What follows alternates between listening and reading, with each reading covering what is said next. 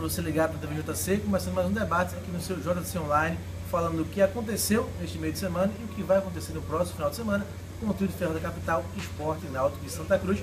Começando por quem perdeu na última terça, o Náutico, que foi ao Paraná e perdeu o time do Paraná por 2-0 lá no Dorival de Brito. Henrique Queiroz, comigo aqui hoje, Henrique Queiroz do JC e Álvaro Filho do blog do torcedor. Henrique, você que é setorista do Náutico, o que acontece? É um Náutico bipolar em casa, ninguém ganha do Náutico.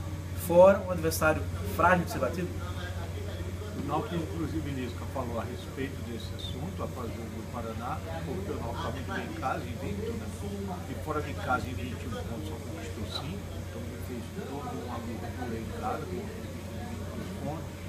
Ele falou que tem que corrigir, porque não adianta só um bom aproveitamento em casa para conseguir o objetivo que é o acesso. O Náutico tem que reagir fora de casa também. Ô Álvaro, contra o Paraná, o Luiz escalou 4 volantes no meio de campo, porque não tinha Rogerinho, tinha alguns desfalques, jogou o Marino, o Ananias, o Nil Magrão e também o Marino e o Gil Mineiro, 4 volantes. Mas não é só questão de formatação tática, né? O que acontece quando o time vai jogar fora de casa e tem um rendimento tão diferente quando joga em casa? O Lisca botou a culpa na viagem, né? Ele sempre tem uma estatística para tirar da cartola. Ele disse, pela quarta vez a gente jogou no sábado e jogou na terça-feira contra um adversário que tinha a semana toda para descansar. Ele tem sempre uma estatística para servir de desculpa, mas eu acho que quando você arma um esquema que como foi o caso do Náutico, só pegou na bola no tempo do jogo, você chama o adversário e foi isso que aconteceu, né? Não deu tempo, inclusive, do Náutico entender o que estava acontecendo. Com 20 minutos de jogo já estava 2-0 para o Paraná. Acho que é mais uma questão de conduta e também eu vejo um pouco de confiança demais no Náutico. Às vezes o fato de você estar sempre ganhando em casa, isso dá um pouco mais de conforto e talvez desatenção quando você joga fora. Então o Náutico tem que realmente se equilibrar. É um time que me parece estruturado para isso, embora as atuações fora de casa, as últimas, são preocupantes, né? E até com vitória também foi um negócio meio, né? Uma vitória meio, tudo bem, criou uma chance, mas foi meio arriscada, né? Contra o Macaé agora, refazer essa confiança em casa e ver se joga fora de casa com um pouquinho mais de vontade, né? O Náutico, após 15 rodadas, tem elenco para subir ou só um time? Não, o Náutico eu acho que tem uma formatação de elenco interessante, embora é de se estranhar, por exemplo, num jogo que você não tenha meia em atacante disponível, você não leve, né? Como foi o caso do Patrick, né? Que andou, tá brigado a não tá com o Lisca, né? Sai na foto no Instagram e tal, mas se estreou muito, né? Se você acompanhar pelos fóruns, os torcedores do Náutico, pedindo realmente, pô, o que foi que aconteceu? Reapareceu o Bruno Alves no jogo, entrou até bem, e pode ser que Lisca tenha feito rodar esse elenco, né? Ele está insistindo muito em algumas peças, mas não está colocando em campo quem está por aí esquecido, mas tem um certo poder de poder ajudar o time do Náutico. Já conversei contigo algumas vezes em off, Henrique. Não tá faltando mais gente da parte ofensiva que ajude nos gols, não. Fica muito concentrado no Douglas, ou então no Marino, que é volante, Gil Mineiro quando entra, Ronaldo Alves, quando bate um pênalti, faz um gol de cabeça. Não falta gente do ataque, não, para fazer gol no Náutico? Eu acho que é uma característica do time do Náutico, essa questão de Lisca sempre botar um meia junto com o Douglas, às vezes é Rogerinho, às vezes o Carmona. Ontem ele avançou o Iltinho, agora o Náutico está praticamente acertado com o Daxon do Vitória e a diretoria está atrás de mais um atacante de referência. O Náutico tem Josimar, tem Renato, tem Stephanie Yuri, tem um menino da base, o Jefferson Nencksen. O pessoal entra, não está dando conta. Então eu acho que esse problema ofensivo do Náutico está muito mais na montagem e na filosofia do padrão de Lisca da montagem do time. Ele nunca escala Douglas dificilmente. Ele escalou 2 ou 3 vezes com o Stephanie Yuri e não deu muito resultado. Então ele prefere mais jogadores de meia caindo pelos lados. Douglas não pode ficar muito fora da área, ele se sacrifica muito nesse aspecto. Uma coisa interessante do Náutico, que Lisca fala da tabela, essa questão de um jogo em cima do outro, mas também tem os intervalos de 10 dias, de 11 dias, isso para todas as equipes. O Náutico fez 2 jogos seguidos em casa na quinta e sexta rodada. Só vai fazer 2 jogos seguidos em casa na 30ª e na 37ª rodada, já no finalzinho da competição. Os outros jogos é tudo alternado, em casa e fora. Mas a tabela é igual para todas as equipes da Série B. Não tem muito que está reclamando de tabela e de processo. Todo mundo tem jogo um em cima do outro. o Santa Cruz teve, o Náutico tem, Botafogo tem, Bahia, todo mundo. Então a tabela não é específica só do Náutico. Eu acho, Marcos, assim, que o que tem pesado um pouco na consistência do meio-campo da marcação é o futebol do Marinho. O Marinho começou muito bem no Náutico, muito vigoroso, chegava inclusive no ataque e tem se apagado um pouco desde o jogo contra o Flamengo, onde foi muito sentido. E é um jogador que estava dando essa consistência no meio-campo e onde se sentiu isso. É um jogador meio que está meio aquele fantasma do come-come. Eu não sei se essa é a época do Henrique, que fica meio apagado ali jogando, sabe? Tá ali, mas não tá com a força que se espera de um jogador no meio-campo. Verdade, né, Marinho, que vinha sendo um dos diferenciais do Náutico no começo do campeonato. Mudando a pauta agora para o Santa, mas pegando o mesmo gancho de elenco. O Santa venceu o Bahia na terça, 3-1, com a formação que quase ninguém esperava. Colocou o Luizinho, o Martelotti colocou o Luizinho como titular, deixou o Renatinho no banco, colocou o Lúcio na esquerda, fez uma forma diferente de jogar e venceu bem o Bahia, que é um adversário também que vai lutar pelo acesso. No momento, vocês acham que o elenco do Santa, o Martelotti tem mais opções do que o Náutico? Aparentemente não parecia, né? Mas ele está provando que o Santa tem condições de estar fazendo essa troca, né?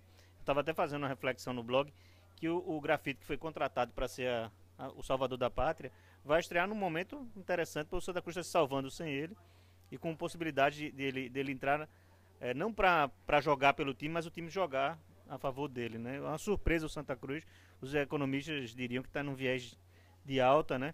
E o fato dele estar mexendo, né, no time, até ontem na coletiva ele disse, mexi porque quis, não posso não, qual é o problema, né? Dele fazer esse jogo, mostra que o Santa Cruz reencontrou e algumas peças que estavam ali meio esquecidas, que alguém não dava nada, né? O Luizinho, quem é o Luizinho, tá, o cara, mas ele tá com um poder um pouco de fogo para marcar gol, tem ali um pessoal mais equilibrado. Foi uma vitória que me surpreendeu, porque o Bahia, a gente tava com aquele Bahia do Nordestão, né? Um Bahia muito mais forte, e até se falou se o Sport vai jogar com o Bahia na Sul-Americana, né? Qual é o Bahia que veio e mostrou uma certa fragilidade, mostrou também uma força do Santa Cruz. Essa comparação de elencos, Henrique, é inevitável, até porque a diferença entre os dois, que já foi de 12 pontos nesta Série B, agora caiu para 5, né? O Náutico é o quarto com 25 pontos, com 27 pontos, o Santa é o nono com 22. Diferença que era de 12, agora já é de 5 pontos. 5 pontos. Eu acho o seguinte, eu não vou comparar elencos não e opções, entende? Não acho que é uma questão só de comparação disso não, mas é uma questão. Eu vi o Santa Cruz jogar mal contra o Náutico quando perdeu o clássico. Jogou mais ou menos contra o Criciúma, mas trouxe um ponto. E o Criciúma, queira ou não queira, é adversário direto. Ele briga, tá ali com 20 pontos, mas briga. O que eu achei da vitória do Santa Cruz ontem é que o Santa Cruz jogou jogando bem, com o Bahia também jogando bem. Até porque antes do primeiro gol, o Thiago Cardoso fez 3 defesas milagrosas. Quer dizer, o paredão tricolor, que a torcida idolatra, está de volta. Então, isso é que é mais importante. Você vencer de um adversário que também jogou bem, principalmente no primeiro tempo. Então, isso é que é fundamental no Santa Cruz. E Martelotti conseguindo encaixar. Agora, que o treinador tem o direito de mexer, mudar, é o treinador que tem que fazer isso, não somos nós, comentaristas, nem torcedores, nem diretores. É o treinador que sabe quem pode contar, ele sabe o que é que tem no elenco. Então, o Santa Cruz vai para esse jogo com o Oeste, também é um jogo importante, fundamental para o Santa Cruz. Então, eu acho que ganhou consistência com o Martelotti depois do clássico. Ele revisou o que ele tinha pensado daquele clássico e está dando consistência. Grafite vai entrar num momento importante. Agora o pessoal critica muito o Aquino. Pô, ele é artilheiro da Série B com 9 gols. Queira ou não queira. Perde muito, mas faz. E 9 gols importantes para o Santa Cruz. Não é tão simples assim ser artilheiro. Eu acho que ele está encontrando essa consistência já, do meio para frente. Henrique lembrou a história da derrota para o Náutico. Se a gente tirar esse jogo, né, que o Santa Cruz realmente jogou muito mal, o Santa Cruz tem uma sequência de 9 jogos sem perder aí, né? Perdeu no meio, né? Eram 6, perdeu esse, e agora tem mais 3 jogos sem perder, né? Uma campanha que mostra uma consistência.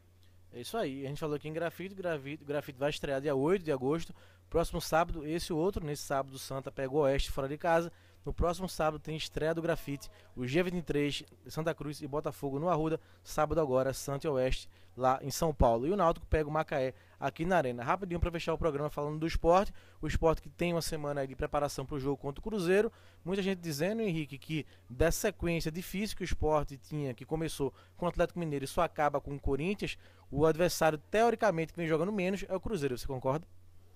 Não, eu concordo que o Cruzeiro não está bem, até porque o Cruzeiro sofreu uma grande reformulação.